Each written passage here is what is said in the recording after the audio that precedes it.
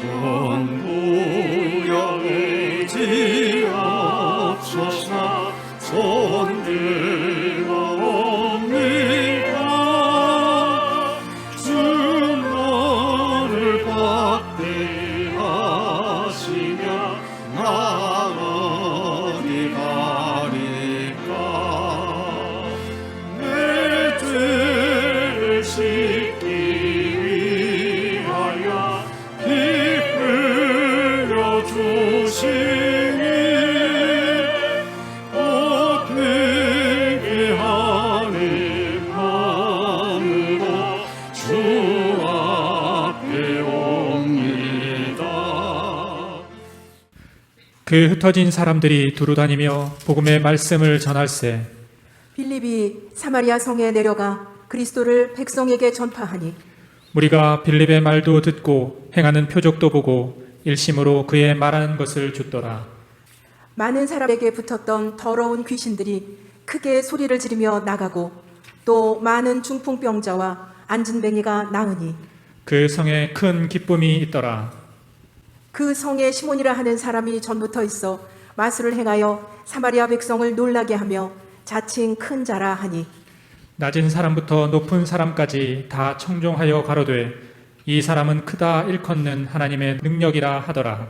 오랫동안 그 마술에 놀랐으므로 저희가 청종하더니 빌립이 하나님 나라와 및 예수 그리스도의 이름에 관하여 전도함을 저희가 믿고 남녀가 다 세례를 받으니 시몬도 믿고 세례를 받은 후에 전심으로 빌립을 따라다니며 그 나타나는 표적과 큰 능력을 보고 놀라니라.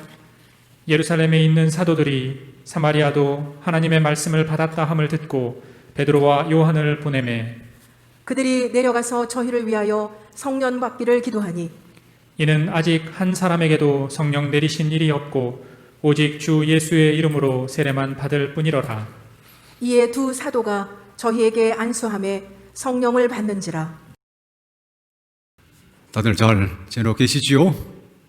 오늘은 사도들이 가르친 참된 구원의 길, 이런 말씀의 제목으로 하나님의 말씀 보도록 하겠습니다.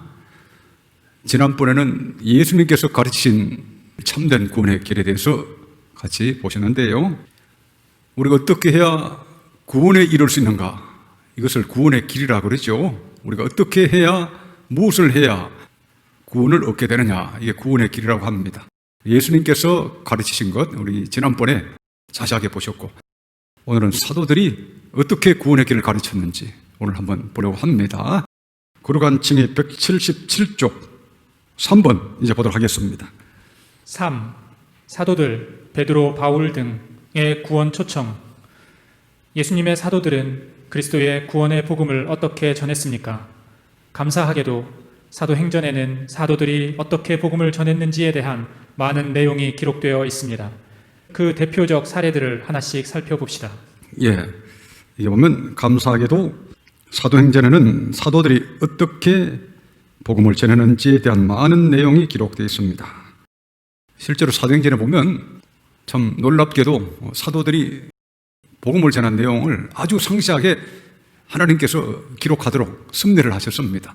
이게 다 하나님의 깊은 뜻과 계획이 있었다는 것을 우리가 알 수가 있습니다. 우리 성경은 우리 하나님께서 그의 성령으로 기록하신 것이죠. 그러니까 어느 하나도 빈틈이 없습니다. 우리 지난번에 보신 것처럼 복음서에는 우리가 어떻게 해야 구원을 받을 것인가, 우리 예수님께서 친히 말씀하신 것, 그것을 우리가 크게 네 가지로 봤습니다. 예수님을 그리스도로 믿으라, 또 모든 죄를 철저히 회개하라, 그리고 자기 옛사람을 십자가에 못 박고 자기를 부인하는 삶을 살아라, 그리고 성령을 받으라. 네 가지 예수님께서 말씀하신 걸 우리 지난번에 보셨는데 사도들도 거의 비슷하게 가르쳤습니다. 자, 그러면 이제 다음 내용을 보겠습니다. 1. 사도행전 2장 14에서 42절을 보면 사도 베드로가 오순절 다락방에서 일어난 놀라운 성령 강림을 보고 모여든 청중들에게 설교한 내용이 나옵니다. 베드로는 하나님의 정하신 뜻대로 그리스도께서 죽으신 것과 그리스도의 부활과 승천, 그리고 천상에서 약속하신 성령을 성부 하나님께 받아서 부어주심을 설교했습니다. 그리고 설교 마지막에 구원 초청을 했습니다. 베드로가 이르되 너희가 회개하여 각각 예수 그리스도의 이름으로 세례를 받고 죄 사함을 받으라. 그리하면 성령의 선물을 받으리니 이 약속은 너희와 너희 자녀와 모든 먼데 사람 곧 주 우리 하나님이 얼마든지 부르시는 자들에게 하신 것이라 하고. 예, 또 보겠습니다. 여기서 베드로는 믿음이나 칭의에 대한 말씀을 전하지 않았습니다. 이미 말씀을 들은 대다수 청중들은 베드로의 설교를 듣고 그리스도에 대한 믿음과 통회의 마음을 가졌기 때문에 베드로는 믿음을 가르치지 않고 곧장 회개하고 세례를 받으면 성령의 선물을 주실 것이라고 전했습니다. 예. 오늘날은 영접식 기도라 그래서 그런 전도의 방편이 많이 사용을 되고 있는데, 사도행전에 보면 사도들은 좀 분위기가 달라요. 여기 보면 특별히 베드로 사도는 회개를 강조합니다. 여기 보면 그 앞에 37절에 보면 형제들아 우리가 어찌할꼬, 베드로의 설교를 듣고 그렇게 부르짖는 사람들에게 베드로가 설교한 내용입니다. 여기 보면 베드로가 이르되 너희가 회개하여 각각 예수 이름으로 세례를 받고 죄의 사함을 받으라. 그리하면 성령의 선물을 받으리니. 이게 구원 초청. 사도행전에 가장 먼저 나오는 구원 초청이죠. 아주 명료합니다. 회개하여 각각 예수 이름으로 세례를 받고 죄의 사함을 받으라. 그리하면 성령의 선물을 받으니 이 약속은 너희와 너희 자녀와 모든 먼데 사람 곧 주 우리 하나님이 얼마든지 부르시는 자들에게 하신 것이라 하고, 이 성령을 선물로 주신다는 그 약속을 말합니다. 이 약속은 너희와 너희 자녀와 모든 먼데 사람 곧 주 우리 하나님이 얼마든지 부르시는 자들에게 하시는 것이라. 명료하잖아요. 회개하고 죄 사함 받으면 성령을 선물로 받을 것이다. 이렇게 전하면 됩니다. 복잡하게 잠재의식 속에서 뭐가 일어나고 어떻게 이렇게, 사도들은 그렇게 복잡하게 전하지는 않았어요. 아주 간단합니다. 예수님도 아주 간단하게 말씀하셨잖아요. 말씀 자체가 어려운 게 없습니다. 믿으라, 회개하라, 자기를 부인하고 자기 십자가를 지고 나를 쫓으라, 성령의 세례를 받으라. 이렇게 간단 명료하게 아주 알아듣기 쉽게 말씀하시는데, 그 이후에 신학자들이 굉장히 복잡하게 만드는 경향이 있습니다. 우리 교회의 특징은 쉬운 건 쉽게 가르치는 거예요. 많은 사람들이 우리 교회에서 가르치는 건 어렵다고 그러는데 이건 적응이 안 돼서 그렇습니다. 단순한 걸 단순하게 받아들이는 훈련이 되어야 되는데, 그냥 성경 그대로 사도 베드로가 한 것처럼 이렇게 전하면 가장 잘 전하는 겁니다. 믿으라 이 말도 아예 하지 않았죠. 우리가 어찌하면 구원을 얻을 것인가, 우리가 어찌할꼬 할 때 믿으라 이렇게 말을 하지 않았어요. 그건 당연히 베드로의 설교를 듣고 예수님이 메시아심을 믿고 이제 가슴이 찔렸기 때문에 믿으라 말을 할 필요가 없었습니다. 그래서 회개하여 각각 예수 이름으로 세례를 받고 죄의 사함을 받으라. 그러니까 이때 세례라고 하는 게 중요합니다. 본래 세례가 중요한 거예요. 본래 그냥 대충 받는 세례는 그건 여기 해당되는 게 아닙니다. 우리나라 보통 보면 군대 가면 진중세례라고 그럽니까? 군대 세례가 있는데 그 훈련소에서 마구잡이로 받기도 하고 그런데요. 그런 세례가 아니라 진짜 죄사함의 세례를 받는 거죠. 예수님의 십자가의 피로 내 죄를 사하여 주옵소서. 그리고 이 세례라고 하는 것은 로마서 6장에 보면 또 옛사람을 장사 지내는 것이라고 그랬습니다. 그래서 우리 예수님 말씀에 자기를 부인하고 자기 십자가를 지고 나를 쫓아라고 그랬는데, 진실한 세례를 받을 때 참된 회개와 옛사람을 십자가에 못 박는 일이 동시에 일어나는 겁니다. 이때 성령께서 선물로 탁 주어진다는 말씀입니다. 자, 그러면 2번을 이제 보도록 하겠습니다. 2. 사도 베드로가 성전문에 앉아 구걸하는 안진뱅이를 고친 후 모여든 사람들에게 설교했습니다. 설교를 마치면서 다음과 같이 구원 초청을 했습니다. 그러므로 너희가 회개하고 돌이켜 너희 죄 없이 함을 받으라. 이같이 하면 새롭게 되는 날이 주 앞으로부터 이를 것이요 하나님이 그 종을 세워 복 주시려고 너희에게 먼저 보내사 너희로 하여금 돌이켜 각각 그 악함을 버리게 하셨느니라. 여기서도 베드로는 회개하고 돌이켜 죄 사함을 받으면 새롭게 되는 날이 주 앞으로부터 이를 것이라고 전했습니다. 사도행전에 나오는 첫 두 설교가 회개로 끝을 맺은 것을 주목하십시오. 예. 두 번째도 사도 베드로는 회개를 이야기해서 회개. 오늘날처럼 이렇게 살살 간질러주는 그런 게 아닙니다. 회개, 하나님께로 돌아가라, 회개하라, 이걸 강조했습니다. 이게 보면 그러므로 내가 회개하고 돌이켜 너희 죄 없이 함을 받으라. 이같이 하면 새롭게 되는 날이 주 앞으로부터 이럴 것이요. 개역 한글 성경에는 유쾌하게 되는 날이 주 앞으로부터 이럴 것이요. 이렇게 번역했는데 둘 다 번역이 괜찮습니다. 그리고 여기 3장 26절에 보시면 하나님이 그 종을 세워 복 주시려고 너희에게 먼저 보내사 너희로 하여금 돌이켜 각각 그 악함을 버리게 하셨느니라. 악함을 버려라. 이게 회개라고 하는 거죠. 악함을 버리고 살아계신 하나님께로 돌아가라. 이게 회개죠. 오늘날은 악함을 안 버리고 그냥 교회 다니니까 회개가 안 된 거죠. 회개가 안 된 상태로 교회 생활하시는 많은데 지난번에 말씀드린 것처럼 오늘날은 회개를 별로 말을 안 합니다. 회개가 얼마나 본질적이고 가장 기초적인 것인가에 대해서 가르치질 않아요. 악함을 버려야 되는데 어떻게 버립니까? 통째로 버려야 돼요. 통째로. 조금 버리는 거는 의미가 없고 완전히 옛사람을 십자가에 못 박을 정도로 죄악에 따라 살던 탐욕에 따라 살던 옛사람을 십자가에 완전히 못 박을 정도로 악함을 완전히 버려야 되는데 오늘날 이 과정이 거의 생략되어 있다시피 하죠. 이걸 안 가르칩니다. 악함을 버려라. 사형리라든지 전도 책자에 악함을 버려라 이런 말이 있으면 얼마나 좋겠습니까? 왜 그걸 한 줄 넣으면 되는데 왜 안 넣겠습니까?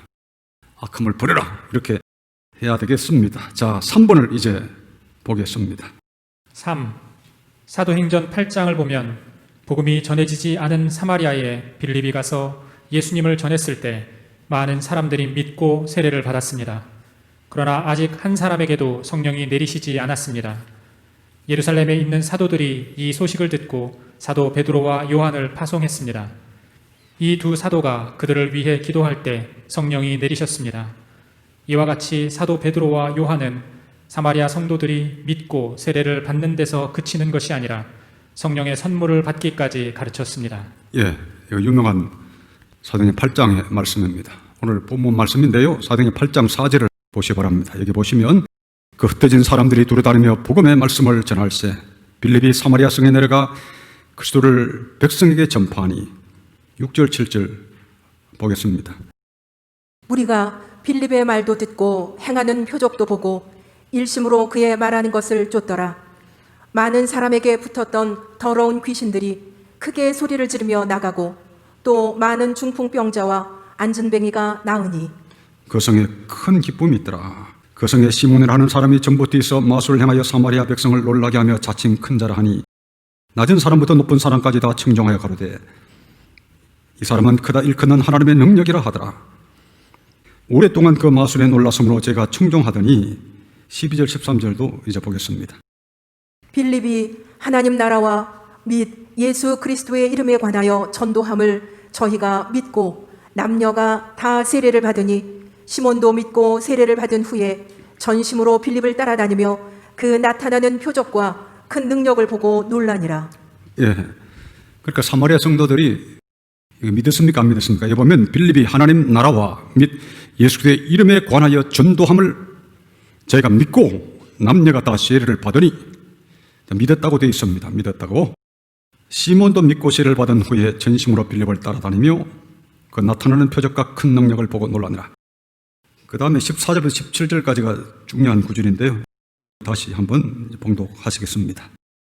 예루살렘에 있는 사도들이 사마리아도 하나님의 말씀을 받았다 함을 듣고 베드로와 요한을 보내매 그들이 내려가서 저희를 위하여 성령 받기를 기도하니 이는 아직 한 사람에게도 성령 내리신 일이 없고 오직 주 예수의 이름으로 세례만 받을 뿐이로라. 이에 두 사도가 저희에게 안수하며 성령을 받는지라. 예. 여기 보면 예루살렘에 있는 사도들이 사마리아도 하나님의 말씀을 받았다 함을 듣고 베드로와 요한을 보내매 그들이 내려가서 저를 위하여 성령 받기를 기도하니 그 다음 16절이 중요합니다. 이는 아직 한 사람에게도 성령 내리신 일이 없고 오직 주 예수 이름으로 세례만 받을 뿐이라. 성령이 오시면 알 수 있다는 겁니까? 모른다는 겁니까? 알 수 있다는 거 아닙니까? 성령이 어떤 사람에게 임했다면 그건 알 수가 있는 것이라는 거예요. 사도행전은 이것을 아주 당연한 듯이 이렇게 기록을 하고 계신데요. 오늘날은 이 성경 말씀을 제정신으로 또렷하게 읽는 사람이 별로 없습니다.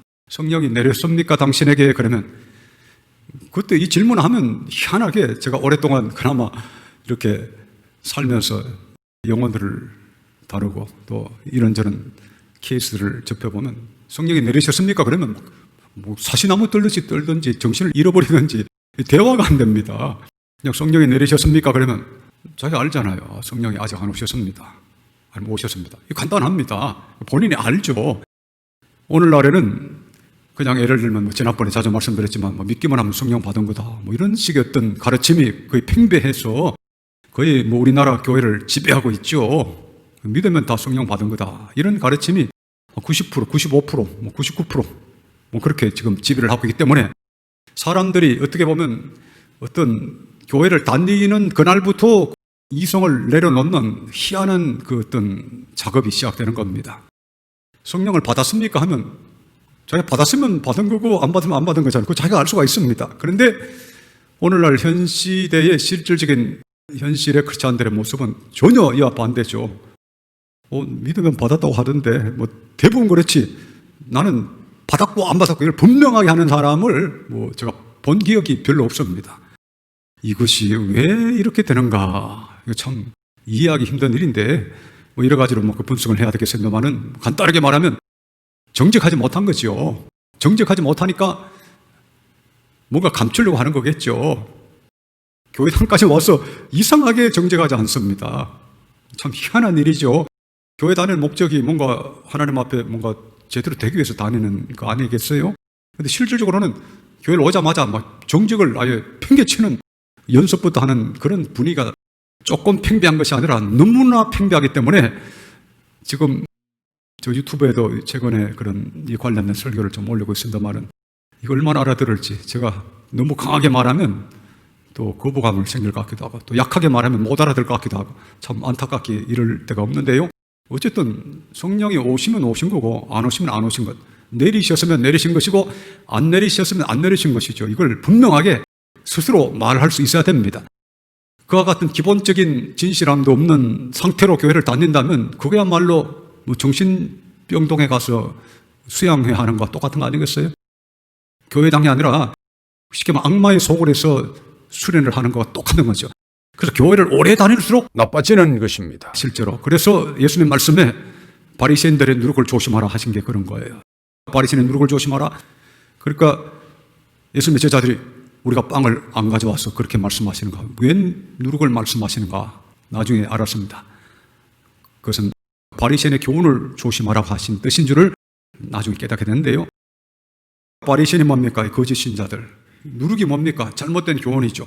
거기에 자꾸 이렇게 훈련이 되면 누룩이 뭡니까? 이 밀가루에 누룩이 들어가면 다 부풀게 하는데 그걸 분리할 수가 없답니다. 그게 누룩하고 밀가루하고 분리하는데 굉장히 힘들다고 하는 거예요. 그러니까 지금 예수님 믿었습니까? 그러면 예 하든지 아니면 20% 믿습니다 하든지 뭐 90% 믿습니다 하든지 그러면 성령이 내리셨습니까? 하면 한 20% 오셨다든지 5% 오셨다든지 하나도 모르겠다든지 진짜 내리셨다든지 말할 수가 있습니다. 사실 정직하기만 하면. 근데 보통은 도망가죠. 그러면 도망가고 왜 그렇게 뭘 사람 앞에 자랑할 게 있어서 그런 필요가 있어서 그렇게 거짓말 할까요? 정직하게 말하는 사람을 참 보기가 힘들잖아요. 감사하게도 우리 교회 성도들은 다들 순수한 신분들이 오셔서 솔직하게 하는 이 분위기 이런 걸 참 감사를 드리는데요. 보통은 상당히 이걸 싫어합니다. 굉장히 싫어하죠. 우리 성도들은 거의 대부분 참 그런 면에서는 참 감사한 일입니다. 여기 보면 사도행전 8장 15절 보시면 그들이 내려가서 저를 위하여 성령 받기를 기도하니 이는 아직 한 사람에게도 성령 내리신 일이 없고 오직 주 예수의 이름으로 세례만 받을 뿐이라 믿고 세례를 받았다는 겁니다. 12절 보시면 저희가 믿고 남녀가 다 세례를 받으니 믿고 세례를 받는 단계가 있고 아까 사도 베드로가 설교한 것처럼 세례를 받고 죄사함을 얻어라. 그래야만 성령을 선물로 받으리니 그 성령을 선물로 받는 단계가 있고 이게 뭐 동시에 올 수도 있죠. 동시에 믿자마자 성령이 오실 수도 있죠. 하나님께서는 주권적으로 역사하시니까 믿자마자 성령이 오실 수도 있죠. 또 성령이 오시고 믿을 수도 있습니다. 실제로 조나단 에드워드 목사님 같은 경우는 그런 케이스인데 그걸 너무 교리화를 너무 자기 중심으로 시키면 안 되는데 보통 그런 경우에는 자기 중심으로도 시키는 애들이 많습니다. 그건 나중에 이야기하겠습니다만은 어쨌든 성경적 우리 가르침을 보면 믿고 회개하고 죄사함 받으면 성령을 딱 주시는 거예요. 그걸 여러분 잘 아시면 아주 간단합니다. 성경 해석하기가 아주 쉽습니다. 그렇죠? 자, 그러면 이제 179쪽 4번 보도록 하겠습니다. 4. 사도행전 10장에는 백부장 고넬료가 베드로 사도를 자기 집에 초청하여 설교를 듣는 중에 성령을 받았다는 내용이 나옵니다. 베드로는 예수님의 죽으심과 부활을 증언한 후 다음과 같이 설교했습니다. 그에 대하여 모든 선지자도 증언하되 그를 믿는 사람들이 다 그의 이름을 힘입어 죄 사함을 받는다 하였느니라. 이 말씀을 들을 때 성령이 듣는 모든 사람에게 내려오셨습니다. 죄 사함의 말씀을 듣는 중에 성령께서 주권적으로 임하셨습니다. 예, 고넬로 같은 경우는 특별한 케이스죠. 설교를 듣는 중에 회개의 세례도 받기 전에 성령이 오셨습니다. 이런 경우는 특별한 케이스인데요. 워낙 고넬로가 평소에 하나님을 경외하는 사람이기 때문에 그냥 주권적으로 오신 거예요. 성령은 이런 면에서 주권적으로 오시는 겁니다. 사도행전 10장을 한번 찾아보겠습니다. 1절, 2절을 이제 보겠습니다. 가이사랴에 고넬료라 하는 사람이 있으니 이달리아데라 하는 군대의 백부장이라. 그가 경건하여 온 집으로 더불어 하나님을 경외하며 백성을 많이 구제하고 하나님께 항상 기도하더니. 예, 백부장 고넬로는 기초 소양이 이 정도 된 겁니다. 그가 경건하여 온 집으로 더불어 하나님을 경외하며 백성을 많이 구제하고 하나님께 항상 기도하더니, 이게 구원받기 전에 이방인 백부장의 삶의 모습입니다. 그러니까 특별히 회개 세례가 먼저 있을 필요도 없겠죠. 그냥 성령이 오신 겁니다. 자, 그러면 그 다음에 거룩한 칭의 179쪽 5번 보도록 하겠습니다. 5. 사도 바울의 본격적 설교는 사도행전 13장에 나옵니다. 사도행전 13장 13절에서 52절을 보면 바울이 제1차 선교 여행 중 비시리아 안디옥에서 안식일의 회당에서 설교한 내용이 나옵니다. 사도 바울은 설교를 마치면서 구원 초청을 했습니다. 그러므로 형제들아, 너희가 알 것은 이 사람을 힘입어 죄 사함을 너희에게 전하는 이것이며, 또 모세의 율법으로 너희가 의롭다 하심을 얻지 못하던 모든 일에도 이 사람을 힘입어 믿는 자마다 의롭다 하심을 얻는 이것이라. 사도 바울은 여기서 예수님을 힘입어 죄 사함을 받게 되며 믿는 자마다 의롭다 하심을 받는다는 것을 분명히 전했습니다. 예, 사도 바울의 설교입니다. 비시디아 안디옥에서 한 설교 내용이죠. 아주 좀 감동적입니다. 칭의에 대한 말씀을 이때는 전했습니다. 자, 그 다음에 6번을 이제 보도록 하겠습니다. 6. 사도 바울이 제2차 선교 여행 중 아덴에서 설교한 내용이 사도행전 17장 16에서 34절에 나옵니다. 사도 바울은 설교를 마치면서 다음과 같이 구원 초청을 했습니다. 바울은 여기서는 회개의 말씀을 전했습니다. 알지 못하던 시대에는 하나님이 간과하셨거니와 이제는 어디든지 사람에게 다 명하사 회개하라 하셨으니 이는 정하신 사람으로 하여금 천하를 공의로 심판할 날을 작정하시고 이에 그를 죽은 자 가운데서 다시 살리신 것으로 모든 사람에게 믿을 만한 증거를 주셨음이니라 하니라. 예, 아덴에서 설교했을 때는 회개의 말씀을 전했습니다. 알지 못하던 시대는 하나님이 간과하셨거니와 이제는 어디든지 사람에게 다 명하사 회개하라 하셨으니. 그러니까 어떤 곳에서는 믿음을, 칭의를 가르쳤고 또 여기서는 회개를 가르쳤습니다. 그때그때 청중에 따라 이렇게 가르친 걸 알 수가 있습니다. 자, 그러면 7번을 이제 보도록 하겠습니다. 7. 사도행전 19장 1절에서 7절을 보면 사도 바울이 제3차 선교 여행 중 에베소 제자들을 만나 구원의 길을 가르치는 내용이 나옵니다. 사도 바울이 에베소에 와서 어떤 제자들을 만나 너희가 믿을 때에 성령을 받았느냐라고 물었습니다. 이때 이들은 아니라 우리는 성령이 계심도 듣지 못하였노라 라고 대답했습니다. 이들은 요한의 세례만 받았다고 말했습니다. 바울이 그들에게 예수님의 이름으로 세례를 베풀고 그들에게 안수할 때 성령이 그들에게 임하셨습니다. 사도 바울은 제자들이 성령을 받는 것까지 가르쳤습니다. 예, 유명한 말씀이죠. 에베소 제자들을 만나서 물었습니다. 내가 믿을 때 성령을 받았느냐? 내가 믿을 때 성령을 받았느냐? 사도 바울의 관심이 여기에 있었음을 알 수가 있죠. 여러분들은 사람들을 만나면 뭐라고 질문합니까? 사도 바울은 내가 믿을 때 성령을 받았느냐? 그걸 알고 싶어 했습니다. 그래서 이것을 물었습니다. 오늘날 같이 성령이 오시는 게 무의식적으로, 잠재의식적으로 온다고 이렇게 한다면 이런 질문 자체가 성립하지가 않잖아요. 내가 믿을 때 성령 받았느냐? 이렇게 물어줘야 되는데 오늘날은 그렇게 안 묻는 거죠.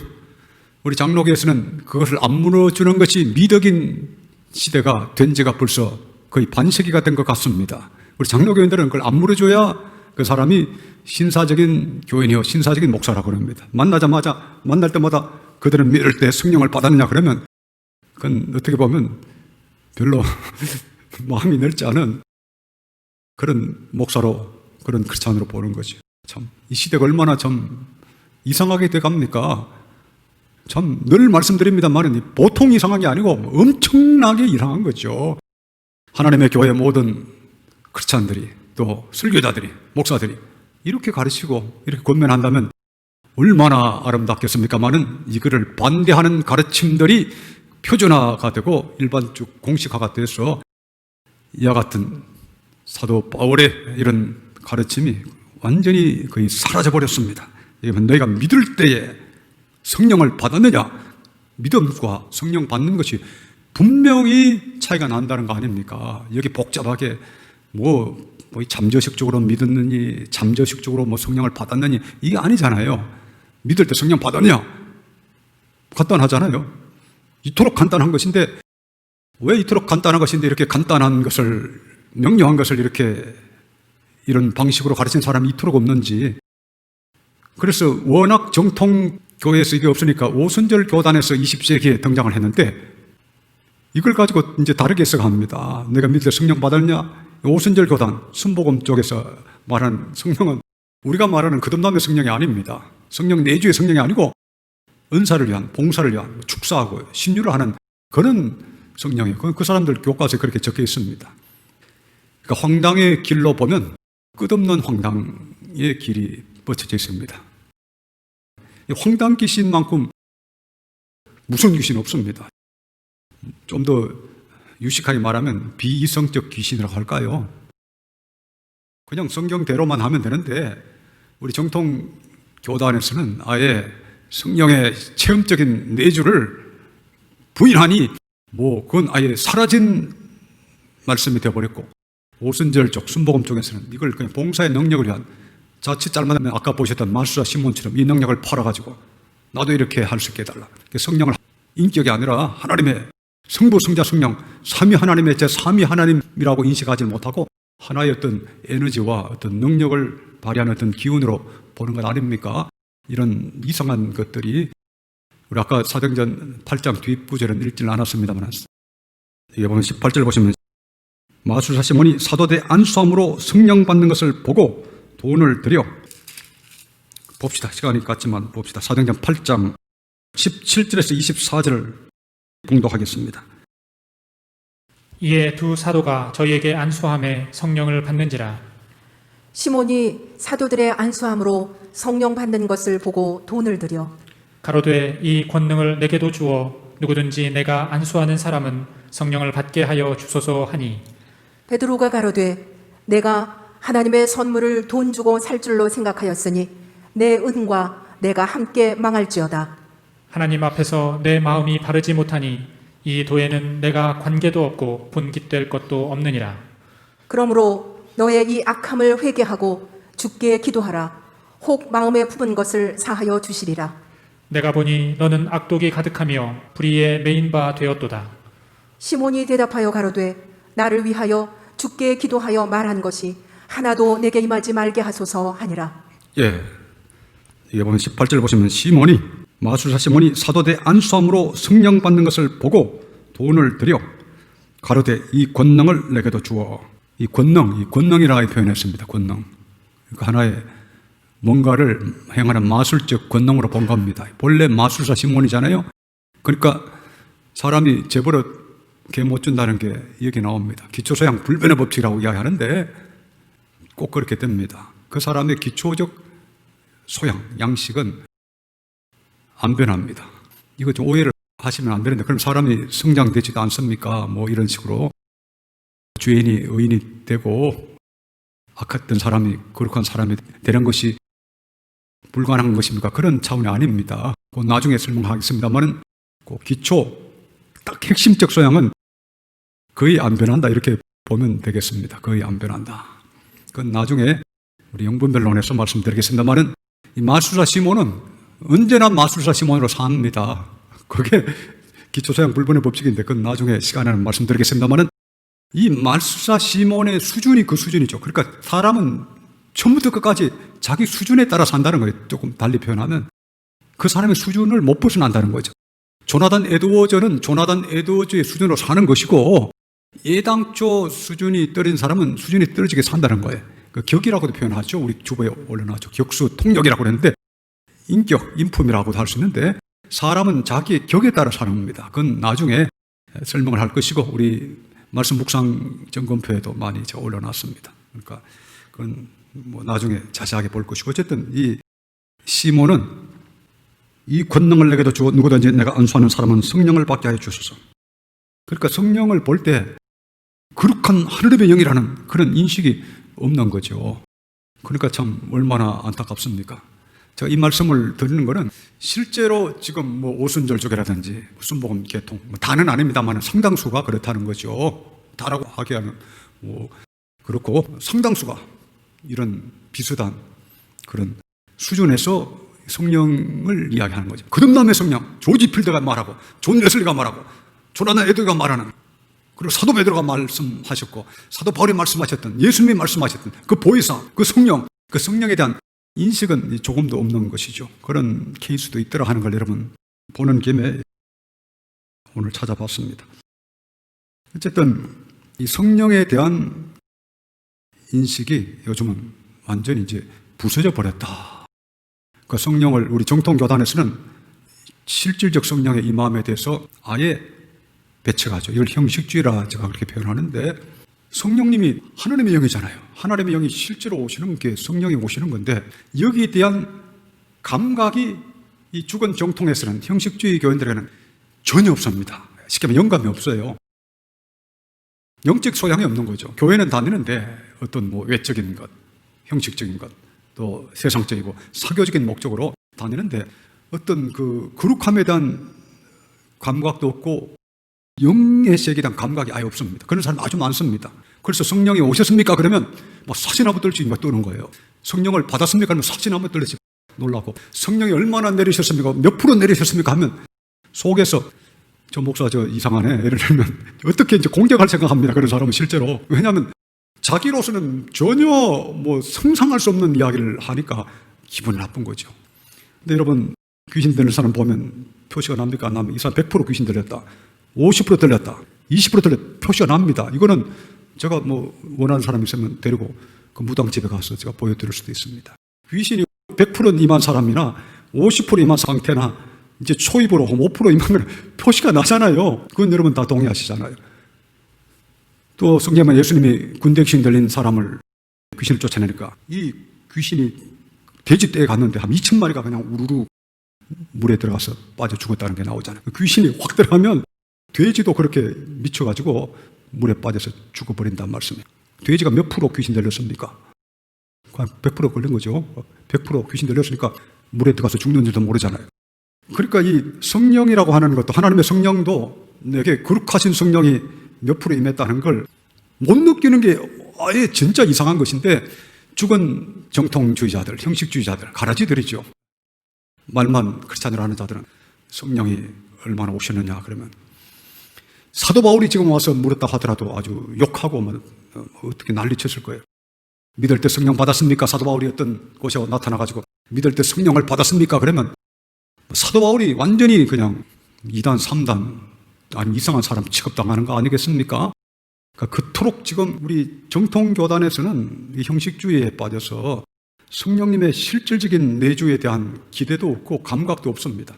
성령이 계신지 안 계신지 관심도 없고 인식도 없고 느낌도 없고 갈망도 없고 아무 생각이 없는 게 오늘날 현실이죠. 이 틈에 지금 말씀드린 이 오순절이나 이런 순복음교회 통해서 은사 중심의 성령 운동이 일어나가지고 성령님이 그토록 존귀하신 성령님이 거룩한 성령으로 인식되지 않고 외국의 그런 여러분 요즘은 그런 소식을 접하는지 모르겠습니다만 성령 체험한다고 막 기어다니면서 뭐 개소리하고 닭소리 내고 막 뒹굴고 그런 운동, 뭐 빈야드 운동인가요? 뭐 여러 가지 운동이 많습니다. 성령 받는다고 막 개소리, 닭소리, 뭐 쥐소리 내고 뭐 이렇게 뒹굴고 이런 그런 성령 운동이 많이 우리나라에도 보급이 됐죠. 그래서 그런 해괴망측한 성령 운동이 얼마나 많은지 말로 다 할 수 없는, 차마 입에 담을 수 없는, 또 그런 사람들은 거의 백발백중 부도덕합니다. 인도자들이 거룩한 성령하고는 관계없기 때문에 그런 은사운동하는 그 사역자들 중에 추문이 많고 부도덕한 것이 많이 보고가 됩니다. 그래서 지금 진정한 성령의 역사가